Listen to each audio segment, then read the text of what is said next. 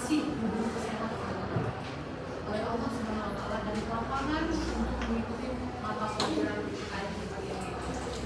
Ibu absen dulu ya. Ya Bu.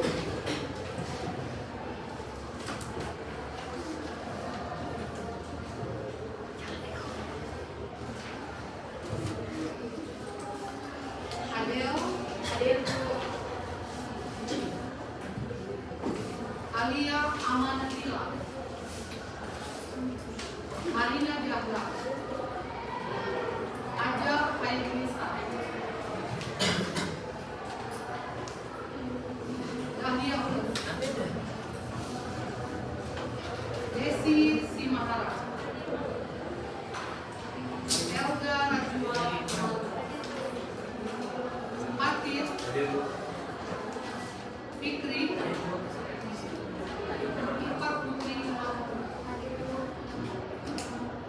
Kaisar, ada Kaisar, Munir, Aira, Mariska, Muhammad Fipal, Musin, ada Musin,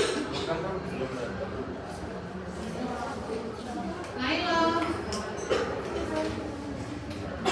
Olivia, Pinka. Coba siapa yang mau menjelaskan materi itu yang lalu kita sudah pernah jelaskan apa pentingnya nilai-nilai Pancasila apabila kita terapkan di dalam kehidupan sehari-hari, ya kan? Ada yang bisa menjelaskan? Konsepnya tidak terlepas daripada nilai dasar, ya. Maaf ya video nggak bisa baca. Tapi kenapa suaranya? Nggak, aku kan salah tidak ada nilai. Banyak viral. Tiga nilai ini sangat berpengaruh dalam kehidupan kita sehari-hari. Nah, sekarang Ibu mau tanya dulu seberapa pentingkah penerapan nilai-nilai dasar dalam kehidupan sehari-hari? Ada yang bisa menjelaskan? Seberapa penting penerapan nilai-nilai dasar ini dalam kehidupan sehari-hari? Kemarin sudah kita singgung ataupun sudah kita jelaskan jelas tentang sejauh mana peran Pancasila. Nah, sekarang kalau kita bicara tentang nilai dasar itu ada berapa nilai dasar?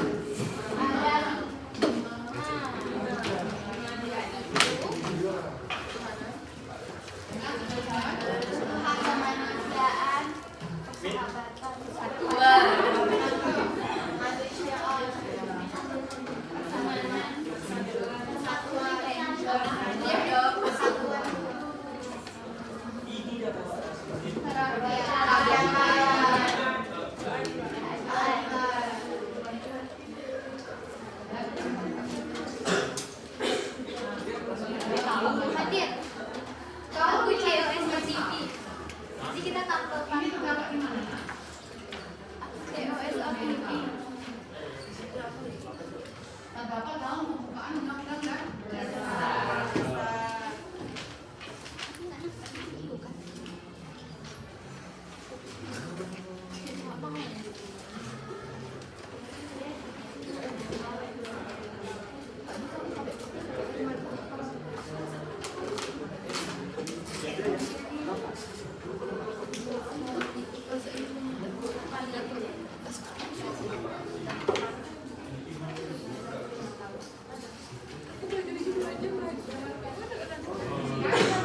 contoh yang diterapkan nilai instrumental dalam Pancasila sila utama itu terdapat di mana? Sila utama nilai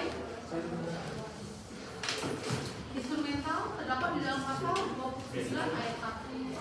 Setelah saya tahu tentang mengenai nilai instrumental, nilai dasar dan nilai praktis, Bapak pengen kalian tahu nih sejauh apa sudah kita menerapkan nilai-nilai Pancasila di dalam kehidupan kita, terkhususnya di dalam kehidupan sekarang di masa era globalisasi kan. Jadi pembahasan yang pertama Di PPT juga bisa kayak baca, katanya di situ di dalam masa sekarang ini nilai dari sila Pancasila bisa dibilang mulai luntur akibat terkena globalisasi, terutama bagi kaum muda. Mereka mulai meninggalkan nilai Pancasila di dalam kehidupan berbangsa dan bernegara. Tak hanya remaja, bahkan para pejabat negara pun demikian. Banyak pejabat negara yang terlilit kasus korupsi. Jadi di dalam era globalisasi, masyarakat Indonesia, terutama kaum muda nih, kaum seperti kalian, khususnya pelajar SMA, banyak yang sudah meninggalkan atau sudah lupa terhadap nilai-nilai yang ada di dalam sila Pancasila karena tergerus dengan perkembangan zaman gitu. Kalian pun pasti banyak sudah kurang lebih atau banyaknya kalian banyak sudah meninggalkan nilai-nilai Pancasila di dalam kehidupan sehari-hari. Lebih di dalam nilai sila ketuhanan. Jadi di sini bakal kita bahas yang pertama, sila pertama. Sini. Di nilai sila pertama pada masa saat ini sudah mulai tercemar dengan adanya aliran-aliran sesat dan juga penyelewengan agama. Betul nggak? Bahwa di nilai sila pertama ini masyarakat Indonesia sudah mulai tercemar dengan adanya aliran-aliran sesat. Bisa nggak kalian sebutin satu atau beberapa aliran sesat yang telah bermunculan di Indonesia? Coba. Al-Zaitun boleh, ada lagi nggak? Di sini Bapak mau nanya ini, di sini kalian muslim semua kan? Alhamdulillah muslim semua. Jadi kita yang membahasnya. Jadi di dalam ajaran agama kita tuh, khususnya agama Islam, banyak terjadi penyimpangan. Salah satunya tuh, kan pernah nggak dengar ini? Pernah nggak? Syiah.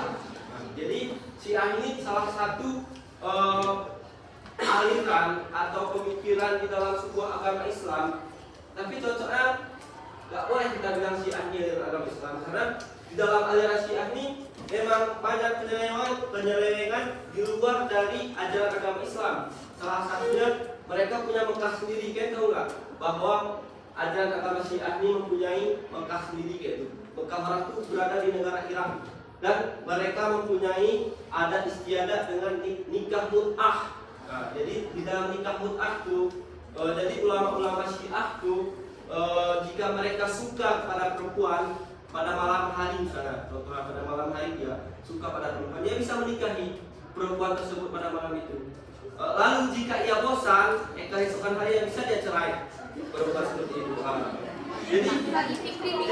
Jadi asal kalian tahu ya, ajaran Syiah ini sudah banyak berkembang di negara Indonesia.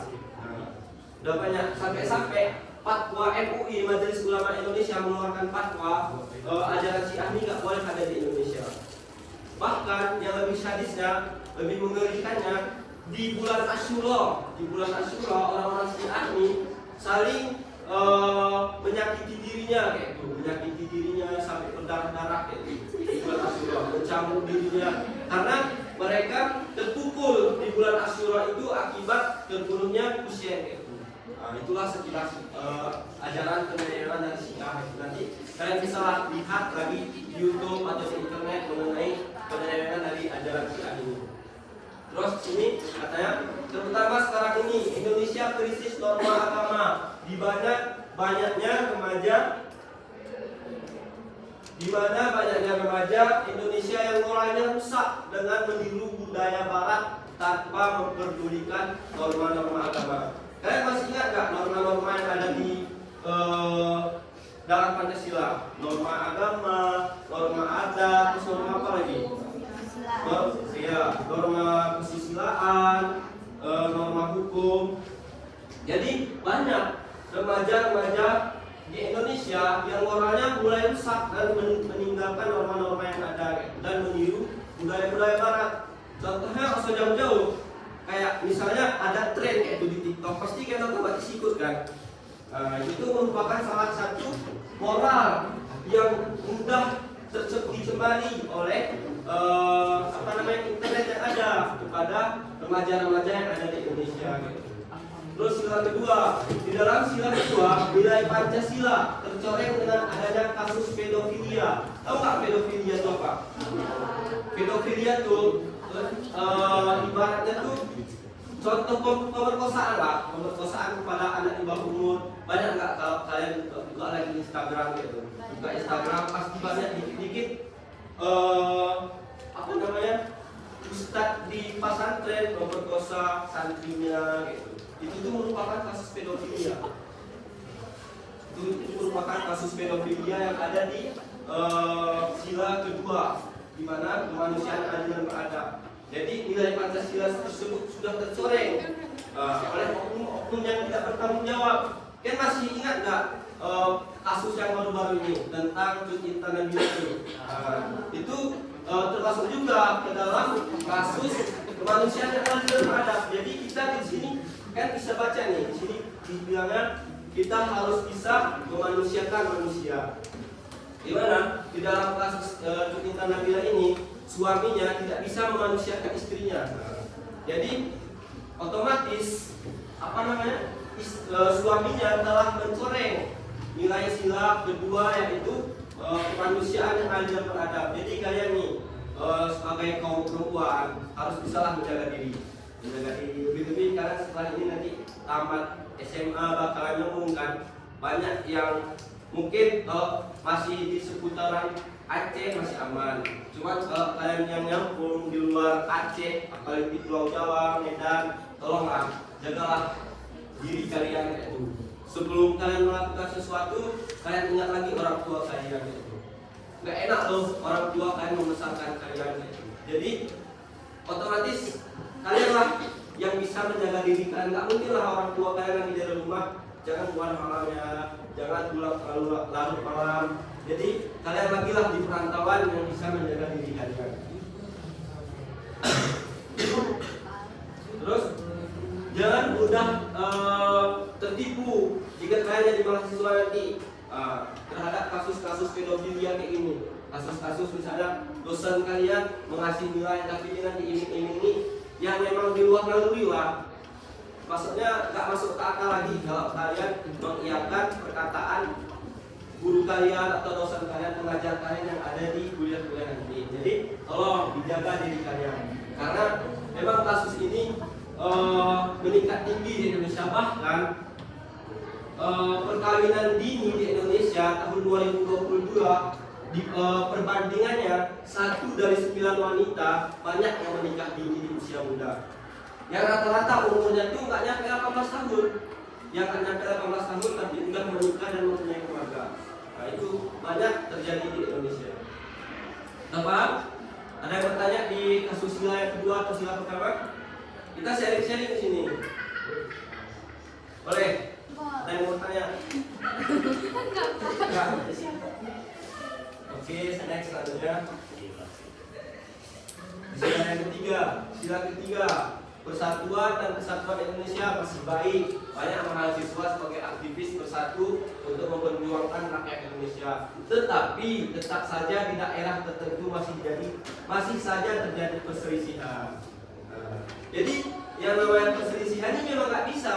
Perselisihan ini nggak bisa kita hindari gitu. Perselisihan selama kita masih hidup di dunia dan bertemu banyak manusia, perselisihan pasti ada. Jangankan di dalam negara, perselisihan di keluarganya pasti banyak kan? Antara kita dengan orang tua, antara kita dengan adik kita, pasti banyak terjadi perselisihan. Nah, disinilah peran nilai sila ketiga itu harus kita tanamkan di dalam diri kita, yaitu persatuan dan kesatuan Indonesia. Terus selain di keluarga, di masyarakat tentu banyak terjadi perselisihan. Terus kayak kasus yang baru-baru nih terjadi perselisihan antara orang kita Gayo nih sama orang Aceh terhadap lagu Cinta Gayo dan Cinta Aceh. Di situ tuh sebenarnya sila persatuan tuh harus kita terapkan, di mana kita persatuan Indonesia bermacam-macam jenis suku, ras, budaya harus bisa sebenarnya mempersatukan hal-hal yang sedemikian. Kayak contohnya kayak tadi, kayak perselisihan antara Cinta Gayo dan Cinta Aceh. Seharusnya kalau kita negara tengah, Himne Gayo juga kita putar, himne Aceh juga kita putar. Setuju juga kalau kayak gitu saudara? Karena pada dasarnya kita juga di provinsi Aceh, cuma suku kita memang suku Gayo. Jadi hal-hal kayak gitu tuh nggak perlulah. Kalau kita sebagai warga negara yang baik, warga negara yang SDM-nya tinggi, nggak seharusnya kita mempermasalahkan hal-hal yang nggak perlu kita besar-besarin itu.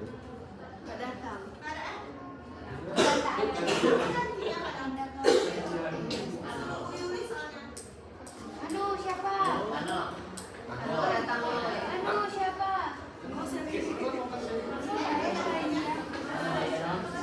Sekretaris. Ya.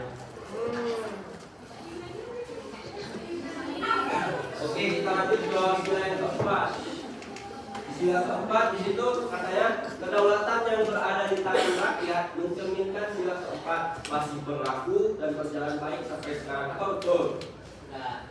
Hah? Kenapa Fikri? Karena kenapa betul? Karena kita sebenarnya itu ada politik dinasti. Ya. Jadi nggak apa-apa, tuangkan aja. Jadi kan kayak fenomena sekarang itu ada namanya politik dinasti di mana banyak kayak dua di suatu keluarga. Jadi kalau kita lihat dari suatu keluarga kan kayak mencerminkan demokrasi Indonesia. Ya. Tapi kalau dengan adanya politik dinasti tadi itu kayak mencemari atau mencari demokrasi Pancasila itu. Ya betul. Itu namanya kalau di dalam apa namanya di dalam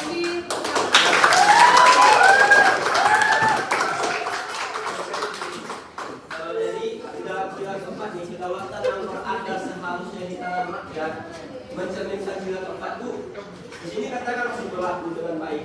Cuma kalau kita telaah atau kita kaji pada kehidupan Indonesia yang sebetulnya ini nih udah banyak nyimpang kan, kayak misalnya nepotisme.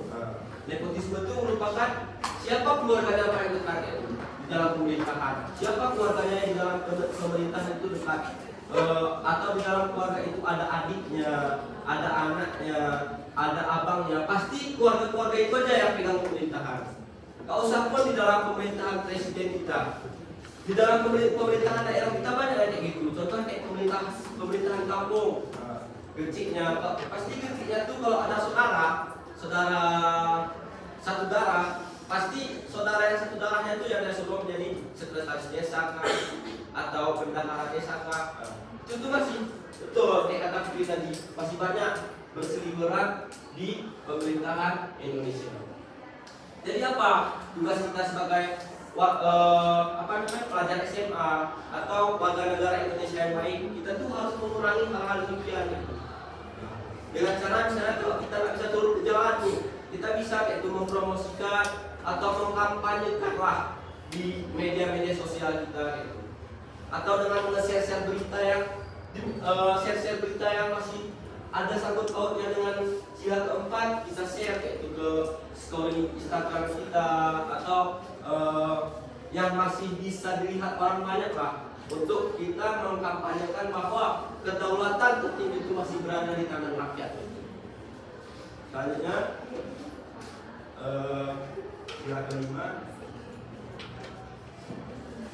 Sila kelima, di Indonesia masih ada kesenjangan sosial yang cukup tinggi. Bahkan di beberapa daerah mereka masih memandang status sosial untuk mendapatkan pendidikan maupun pekerjaan. Betul nggak? Lebih-lebih kita nih mau masuk akmil ataupun akpol, ini tuh sangat menentukan status sosial. Siapa anak jenderal udah pasti lolos akpol atau akmil. Ini tuh masih banyak terjadi di Indonesia. Kesenjangan sosial, ketimpangan antara masyarakat yang miskin, antara masyarakat miskin dan masyarakat yang kaya, itu tuh masih banyak yang terjadi di Indonesia. Kesenjangan dan status sosial. Bahkan saat kita melamar kerja aja, status sosial kita masa dilihat. Padahal negara kita menjunjung tinggi yang namanya ideologi Pancasila, di mana ideologi Pancasila itu terdapat sila kelima. Tetapi nyatanya di Indonesia pekerjaan atau sesuatu hal yang kita suka itu masih status sosial kita tuh masih dipandang gitu. Lebih bisa dibilang tuh kayak masih kebudayaan ajaran Hindu Buddha tuh masih ada. Karena di ajaran Hindu tuh orang masih melihat derajat atau status sosial. Karena kalau di ajaran Hindu itu kan ada ajaran Brahmana, Arjuna kan. Jadi antara Brahmana dan Arjuna saja masih berbeda gitu. Jadi budaya-budaya yang seperti itu masih dimiliki oleh masyarakat kita, masyarakat Indonesia. Terus ketimpangan sosial kayak itu tadi, ketimpangan sosial masih ada. Misalnya di perkotaan masih ada, kita lihat tuh orang-orang yang masih tidur di samping samping pasar, di bawah kolong jembatan, itu masih ada. Itu kan yang dinamakan dengan ketimpangan sosial. Padahal Bapak proklamator kita, Bapak Soekarno dulu mengeluhkan yang namanya keadilan sosial bagi seluruh rakyat Indonesia, di mana tidak adanya kemiskinan di tanah tercinta Nusantara ini, tanah air Indonesia. Tetapi nyatanya yang kita rasakan saat ini, kesenjangan sosial itu masih ada, masih banyak, dan masih bisa kita rasakan di dalam kehidupan sehari-hari kita. Di mana orang-orang yang memang nggak mampu tuh sulit untuk bisa melanjutkan studi pelajarnya. Misalnya kayak oke lah, SMA masih bisa disekolahkan oleh orang tua, tapi nyatanya banyak dari kawan-kawan kita setelah tamat SMA nggak bisa menyambung untuk kuliah. Itu tuh namanya kesenjangan sosial.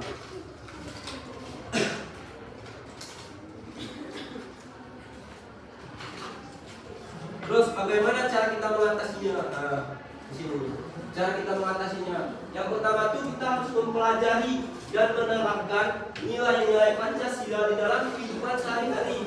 Nah, balik lagi kan kepada seperti kita pelajari pada minggu-minggu sebelumnya, menerapkan nilai-nilai sila Pancasila di dalam kehidupan sehari-hari. Karena pada dasarnya nilai-nilai Pancasila itu memang diambil dari diri bangsa Indonesia itu sendiri. Jika kita kembali dan menerapkan nilai-nilai Pancasila itu di dalam kehidupan sehari-hari, bukan tidak mungkin Indonesia bakalan menjadi negara maju dan berkembang. Sekarang berkembang, cuma itu tadi SDM-nya, sumber daya manusianya masih kurang menerapkan nilai-nilai sila Pancasila di dalam kehidupan sehari-hari. Dan yang kedua, masyarakat dan pemerintah harus bekerja sama untuk menjadikan Indonesia yang bersih dari KKN. Apa KKN? Bukan wilayah kejahatan ya, tapi KKN dalam artian di pemerintahannya itu korupsi, kolusi, dan nepotisme.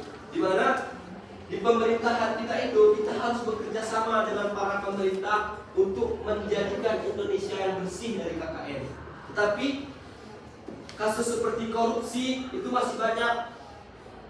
Jangankan di tingkat pemerintahan pusat, di tingkat pemerintahan kampung yang kayak Abang bilang tadi, di Gresik kita aja masih banyak kan korupsi-korupsi yang hal demikian. Dibilangnya dibangunnya toilet untuk NCK untuk kampung, dananya 40 juta.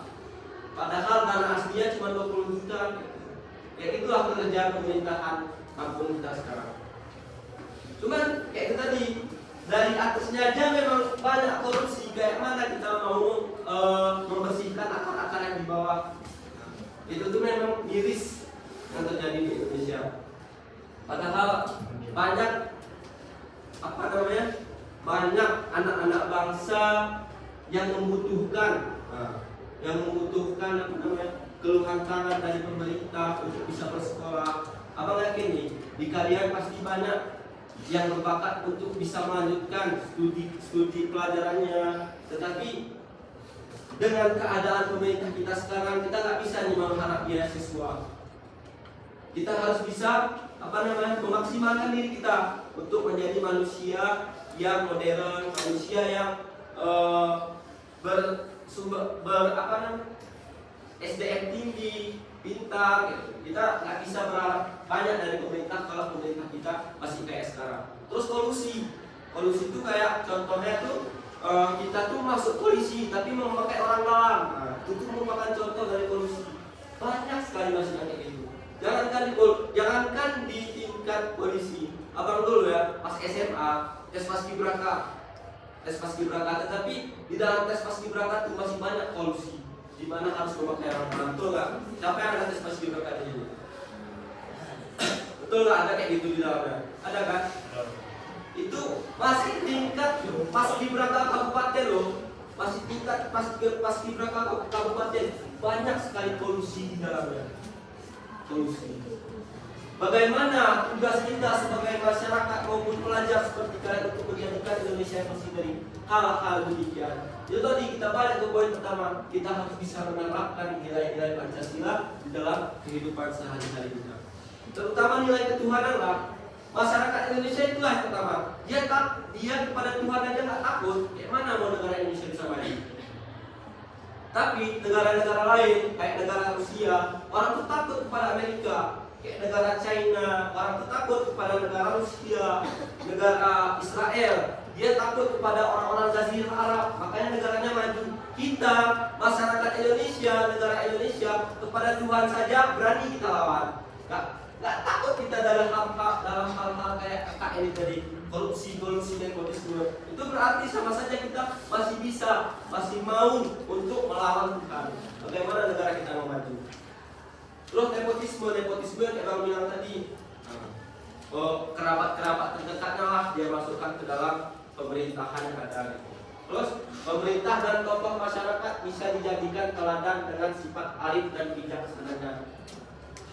Dimulai dari pemerintah dulu dan tokoh-tokoh masyarakat dulu, yang mereka harus menjadikan diri mereka yang arif dan bijaksana. Barulah masyarakat di bawahnya atau orang-orang kita tuh bisa meneladani sifat-sifat dari para pemerintah dan tokoh masyarakat. Terus yang keempat, menyaring budaya barat dengan bijaksana. Jadi ini tugas kalian nih, tugas sentral bagi kalian para kaum muda untuk menyaring budaya-budaya barat yang datang itu. Budaya-budaya barat karena pengaruh budaya barat ini sangat cepat di Indonesia karena itu tadi pengguna sosial media terbanyak di dunia itu adalah warga negara Indonesia. Apapun aplikasinya pasti warga negara Indonesia paling banyak menggunakannya. Nah, itu tuh memang udah dari zaman orang kakak kita, senior kita, memang udah susah untuk dihilangkan. Itu tadi caranya, kita bisa menyaring hal-hal yang memang kalau itu bisa melunturkan budaya Indonesia, kita bisa menyaringnya dengan bijaksana. Terus yang terakhir, pendidikan Pancasila sejak dini agar nantinya generasi muda Indonesia dapat menerapkan nilai Pancasila dengan lebih baik. Makanya sekarang banyak kurikulum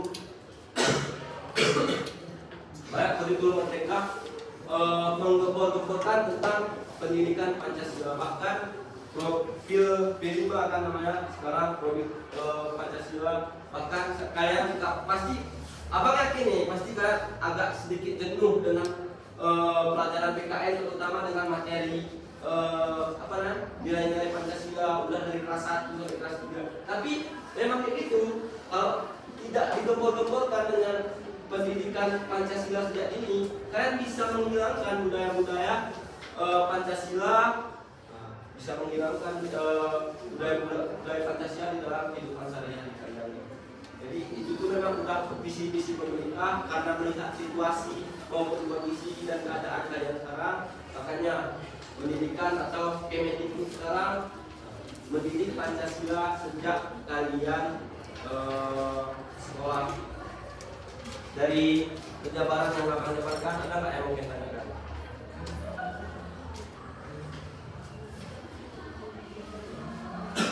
Ada nggak satu pertanyaan aja atau apa? Boleh? Ada nggak? Nggak ada kan tutup nih.